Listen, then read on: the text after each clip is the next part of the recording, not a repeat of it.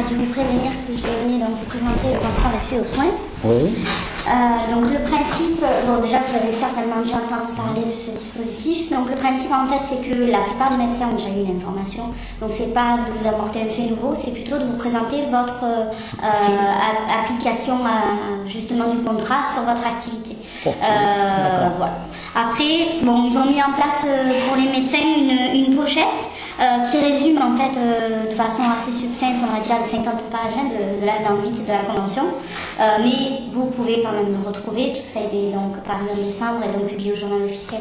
Donc vous pouvez quand même le retrouver. Vous le retrouvez aussi éventuellement sur le site de l'assurance maladie, puisqu'on l'a mis en lien voilà, dans l'onglet des médecins. Donc en gros, le dispositif a été présenté à des médecins avant qu'il soit publié de façon, présenté de façon plus large. Donc vous avez ici quelques réponses déjà aux premières questions que vous pouvez éventuellement vous poser. Vous trouvez ici les grandes lignes, on va dire, du dispositif. Donc pour vous les résumer, parce que je dis c'est relativement succinct, il y a 3 points bien importants donc, à retenir sur ce dispositif. C'est déjà que le médecin, dans son exercice en secteur 2, a une partie d'activité qui est à tarif opposable, parce qu'il va rencontrer des bénéficiaires de CEM complémentaires, par exemple, parce qu'il aura peut-être aussi des aides médicales État. A priori, sur toute l'activité que vous avez, vous réglez vos cotisations sociales, puisque justement c'est ce qui vous distingue aussi des secteurs 1. Sur cette partie justement à tarif opposable, il y aura une prise en charge, quand vous êtes donc signataire de ce dispositif, il pourrait y avoir une prise en charge de vos cotisations. Donc ça présente un intérêt quand même aussi pour vous. L'intérêt de l'assurance maladie, je ne vous le cache pas, c'est de mieux rembourser les patients. Dans le sens où, en fait, donc c'est le volet qui est là, les consultations aujourd'hui que vous pratiquez sont remboursées à hauteur de 23 €, donc consultation basique si j'ose dire. Vous pourrez donc d'ores et déjà, une fois que vous aurez éventuellement signé le dispositif, rajouter systématiquement pour tous les patients, pas que pour les bénéficiaires de la CMU, etc., les majorations de coordination réservées au secteur 1, ce qui permettra aux patients d'être remboursés non plus 23 mais 28 €. C'est en ce sens on dit que ça favorise donc un meilleur accès aux soins. Sachant qu'en parallèle de ça, il y a quelques modifications au niveau de la nomenclature, des modifications au niveau de la pratique clinique qui ne vont pas forcément vraiment vous concerner, parce que ce sont des forfaits, par exemple, quand on est médecin traitant, ce sont des forfaits éventuellement aussi quand on a des patients de plus de 80 ans. Donc vous avez peut-être dans votre patientèle quelques patients qui vous consultent à cet âge-là, mais je pense que la majorité... Vous en avez quand même des patients plus âgés. Alors vous aurez par exemple pour ces patients-là des nouveaux forfaits, c'est-à-dire qu'en fait c'est transparent pour le patient. Donc vous continuez de prendre la consultation au tarif où vous le prenez aujourd'hui, mais trimestriellement, donc 4 fois par an, chaque fois que vous aurez une consultation d'un patient de plus de 80 ans, vous bénéficierez de 5 € qui vous sera versé sous la base d'un forfait. Parce que ce sont des patients qu'on accompagne avec un peu plus, un peu plus de temps, etc. Il y a des majorations aussi de suivi de consultation en sortie d'hospitalisation, mais qui vous concernent parce que ce sont des sorties soit post-opération orthopédique, soit AVC, problème cardiaque. Et des actes techniques qui vont être un peu revalorisés, en ce sens où la CCAM n'a pas évolué depuis 2005, depuis qu'elle a été mise en place. Donc les tarifs vont... Ah oui, c'est Xavier Bertrand, on ne rappelle pas Xavier Bertrand. En fait, on avait mis en place le dispositif, on va dire, avec ses lettres et ses chiffres. Oui, je me rappelle. Il m'avait signé un avenant en disant on va vous revaloriser à 25%. Et puis ça a été 4%. Voilà, il y avait eu un projet effectivement de revalorisation qui n'a pas vu vraiment le jour. Donc l'intérêt aussi de ce dispositif-là, c'est de... alors ça par contre, indépendamment du fait que vous soyez signataire ou pas, c'est de faire une évolution de la CCM en 3 étapes. Au 1er juillet 2013, au 1er mars 2014 et au 1er janvier 2015. Je ne crois plus du tout au gouvernement. Non, mais je vous dis comment c'est présenté. Après, oui, mais sinon, quand on y sera, on verra, effectivement. Sachant qu'on nous avait expliqué effectivement que ce dispositif verrait le jour au 1er juillet, tout autant qu'à peu près un peu plus de 30% des médecins concernés par ce dispositif et des signataires, et on n'est pas arrivé à ces 30%. Donc, on recule la date de mise en application de ce dispositif au 1er octobre, en espérant effectivement que d'ici le 1er octobre, on arrive à convaincre davantage de médecins concernés par ce dispositif. Voilà pour tout ça, dans les grandes lignes. Ensuite, concrètement en pratique, par rapport à votre état, par rapport à l'état de votre activité, qu'est-ce qu'on retrouve ? Alors, ils ont présenté la chose, donc il y a deux imprimés qui sont identiques, puisque c'est ce document-là qu'éventuellement vous retournez si vous souhaitez signer le contrat en double exemplaire, donc en remplissant ici, et il vous sera envoyé un par la direction de la caisse. Donc ce que vous retrouvez là, c'est sur votre activité de l'année 2012. Donc le taux de dépassement que nous avons constaté est à hauteur de 48% sur votre activité, donc c'est pas énorme. On a un taux de dépassement recalculé si vous aviez pu, justement, pour toutes vos consultations, rajouter les majorations réservées au secteur 1, qui vous fait baisser de 48% à 39,9%. Et vous avez une part assez importante de tarifs opposables. Vous avez 44,5% 50% de vos patients qui viennent et pour lesquels vous ne facturez que le tarif Sécu. Voilà, sachant que c'est sur toute votre actif confondu, donc c'est pas que sur les consultations, c'est également sur les examens techniques ou sur les interventions que vous réalisez. Oui, madame. Comment vous voulez qu'on fasse une cystoscopie au tarif Sécu des années 80? Je comprends. Et vous n'êtes pas le seul à le signaler. Oui, tout à fait. Oui, tout à fait. Et vous n'êtes pas le seul à le signaler. Bon, vous êtes une femme. Hein? Un jour, vous aurez peut-être besoin d'une chirurgie utérine. C'est le tarif est équivalent à celui d'un vétérinaire. Ah oui, non, mais compte tenu en fait des améliorations aussi de la science et du coup des matériaux qui sont plus coûteux. On est dans un système féodal. Féodal, hein, la sécurité, c'est féodal. Ah ben, par rapport à l'évolution du coût de la vie, des choses, des charges, etc., c'est énorme. Non seulement l'évolution du coût de la vie, mais c'est ce que j'expliquais aux patients, parce qu'on les voit tous les jours, les patients. Avant, la sécurité sociale honorait les médecins, hein, les honorait. Maintenant, elle les déshonore. Elle les déshonore. Imaginez une consultation de médecin spécialiste à 23 €. Vous passez 3/4 d'heure à un malade pour lui expliquer qu'il a un cancer de vessie, qu'on va faire une reconstruction. Vous avez des milliards de questions à régler. On est en dessous de... Dépassement de plombier. C'est clair. Non, mais je comprends, je vous dis ça, voilà. Je le sais très bien. Vous imaginez bien qu'il est hors de question que je signe ce truc-là. Ben, moi, je suis présente. Tout à fait. Après, je suis très claire là-dessus. C'est normal, c'est votre boulot. Oui, mais je veux dire, moi, je suis là pour l'information. C'est vrai. Je comprends bien. J'entends tout à fait. Mais si vous voulez, ça fait un an que notre ministre a pris ses fonctions. Elle n'a pas visité un établissement libéral. C'est scandaleux, quoi. On sait qu'elle veut la mort du système libéral. On le sait. Non, on le sait. Mais même malheureusement, le système hospitalier, mais elle fait en 2 temps. Parce qu'elle ne veut pas avoir tout le monde sur le dos. Elle ne veut pas avoir tout le monde sur le dos. Elle essaie de faire les choses en 2 temps. C'est un scandale. C'est un scandale. Ah oui, non, mais je vous dis c'est un scandale. À partir du moment où vous signez ce genre de papier, c'est comme si vous faisiez trembler. C'est clair, quoi.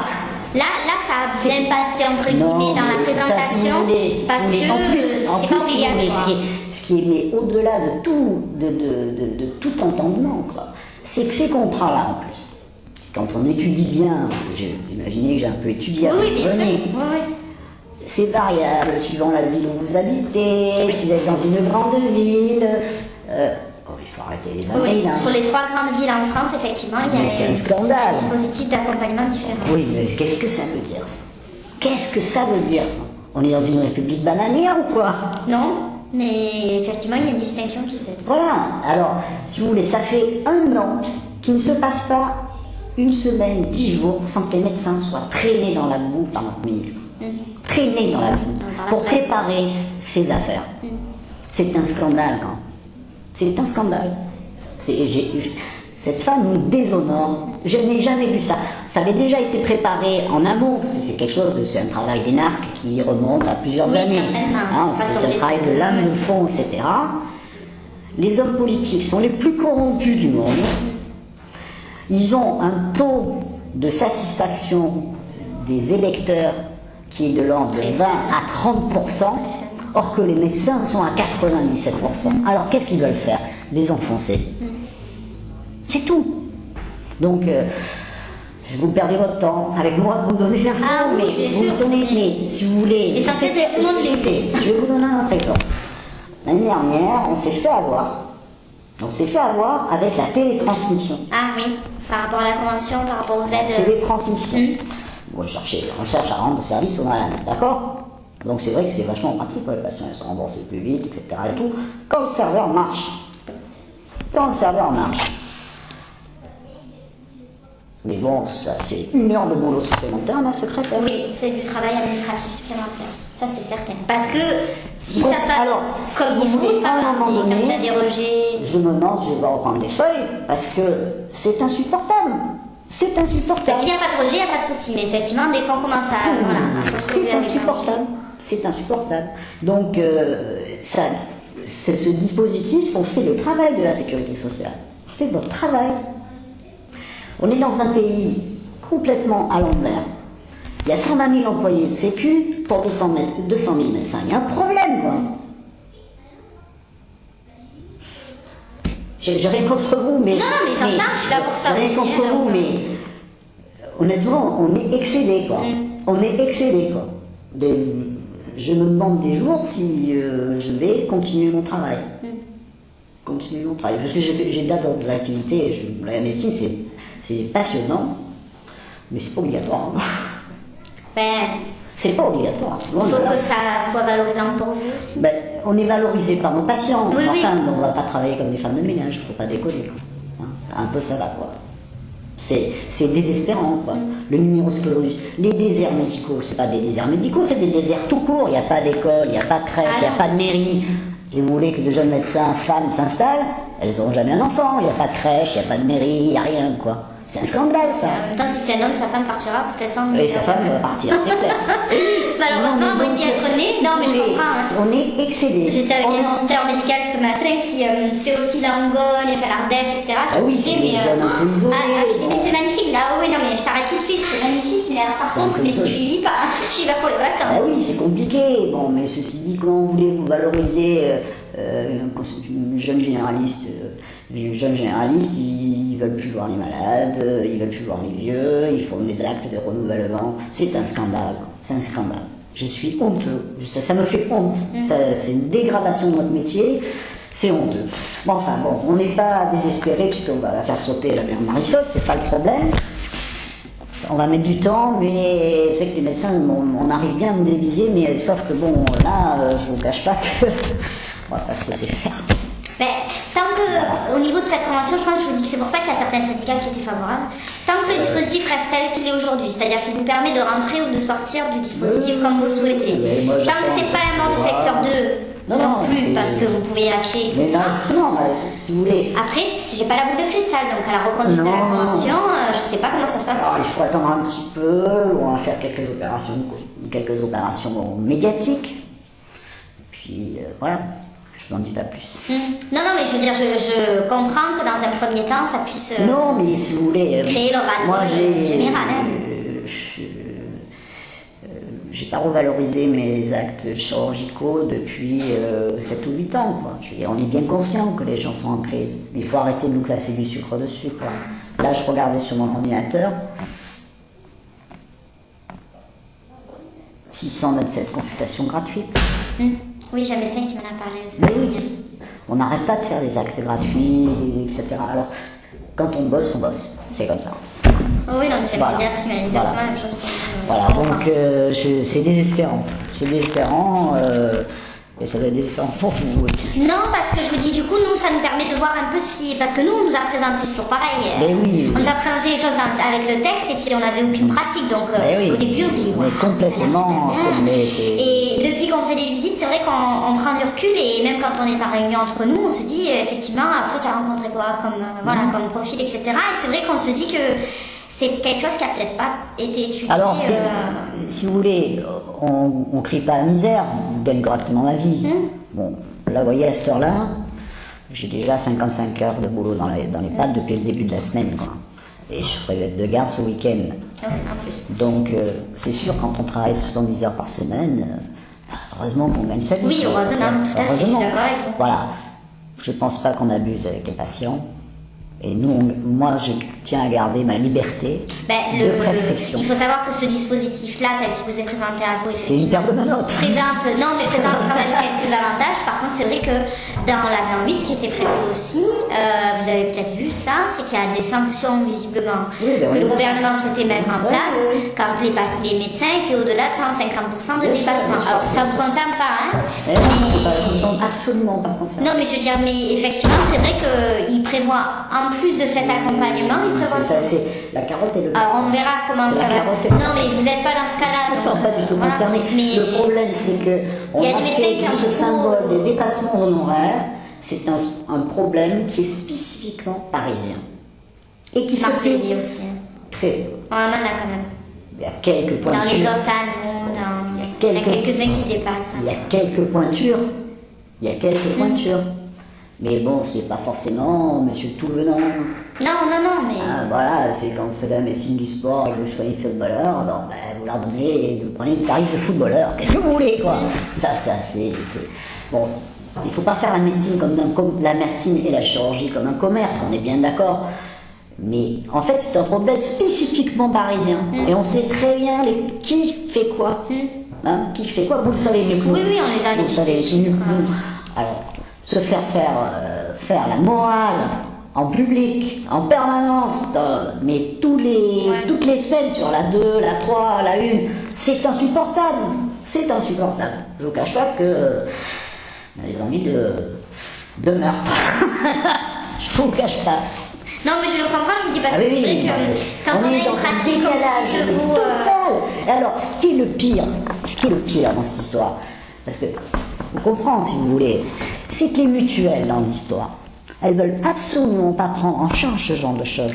Alors, ça leur empêcherait d'acheter des vignobles supplémentaires. A priori, c'est elles qui participent au meilleur remboursement, c'est comme ça que ça a été conclu, au meilleur remboursement des patients. Quand on connaît comment fonctionnent les mutuelles, vous savez sans doute mieux que moi, les mutuelles professionnelles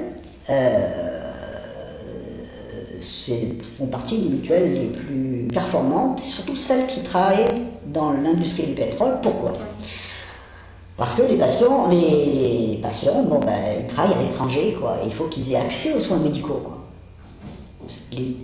Certaines mutuelles prennent 5 fois le tarif de la sécurité sociale. Parce que sinon, on ne peut pas se faire soigner au Qatar, quand on a un appendicite. C'est pas normal. Donc, les mutuelles actuellement récoltent 40 milliards d'euros et n'en reversent que 20. Alors, pour les soins médicaux. Ah oui. Bon. Mais elles n'ont pas eu le droit de publier leurs résultats. Non, elles n'avaient pas. C'est en sommeil. Alors, qu'est-ce qu'on fait? On achète des vignobles, on capitalise. C'est n'importe quoi. Quand on fait l'analyse de l'assurance maladie, c'est très intéressant parce qu'en fait, c'est l'URSSAF et l'INSEE qui donnent les chiffres. Oui. Parce que c'est ceux qui recrutent, qui récupèrent qui recouvrent. Ils sont publiés sur Internet, il n'y a aucun secret.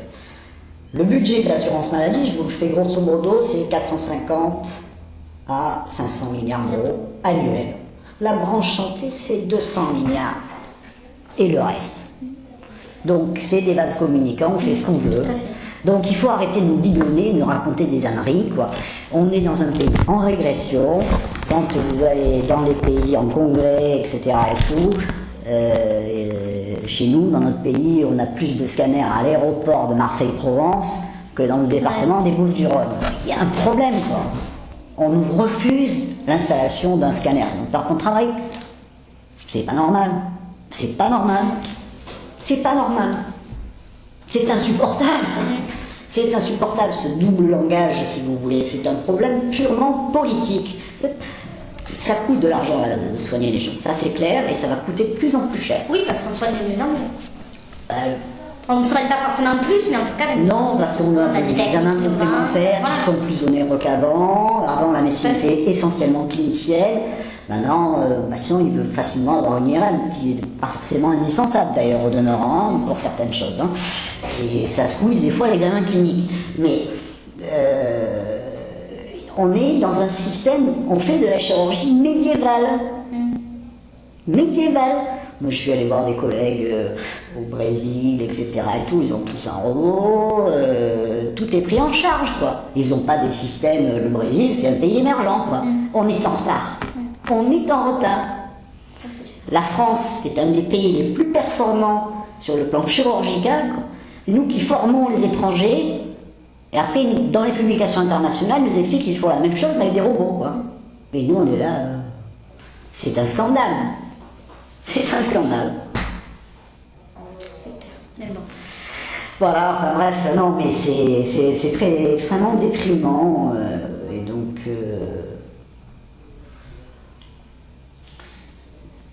on n'est pas arrivé au bout du tunnel. Et encore, ça c'est que le début. Il faut savoir, et vous avez les chiffres, hein. Vous parlez de déserts médicaux, mais ils ne sont pas dans l'Ardèche maintenant. Non. Ils sont à Miramas. Il y en a de plus en plus. Il y en a de plus en plus. 40% des médecins généralistes d'ici 5 ans sont à la retraite. Je sais, parce que je les vois aussi. Vous les voyez aussi. Des anciens médecins qui ont un volume d'activité, ils ne sont pas aux 35 heures. Non. Et c'est d'ailleurs pour ça qu'ils ont du mal à trouver quelqu'un derrière, parce que les gens, ça les... C'est Ils prennent des deux. Gouverner, c'est prévoir. Et on a 20 000 médecins, chirurgiens à diplôme étranger pour faire tourner l'hôpital, quoi. Hein. Il y a un problème, quoi. Il y a un problème dans ce pays, quoi. Bon, voilà. C'est bien pour toutes les infos. Écoutez, je ne vais pas vous retarder. Mais Non, vous ne voilà, m'attendez pas, c'est vous. Non, mais je ne vais pas vous retarder. Dans votre journée Voilà, de travail. Mais bon, c'est vrai que c'est insupportable. Mais je vous dis, après, c'est présenté de façon, on va dire, succincte. Mais il y a matière à réflexion. Non, mais si vous voulez avoir des informations pertinentes, et vous les aurez sûrement, vous allez sur le site de l'Union des chirurgiens de France, l'UCDF. Vous aurez toute la dialectique. Qui a un peu analysé, on va dire... qui analyse ce fameux autre chose, allemand, j'imagine. mais qui analyse, si vous voulez, par le biais de posts. Il y a un côté également ludique. Il y a quelques vidéos sympas, c'est rigolo. Mais qui pose bien le problème, la problématique de la prise en charge, notamment des actes techniques et notamment chirurgicaux. Oui, bien sûr. Oui, bien sûr. Alors, on se débrouille avec des dépassements d'honoraires, bon, ça permet de payer Ça l'instrumentiste. couvre un peu, voilà.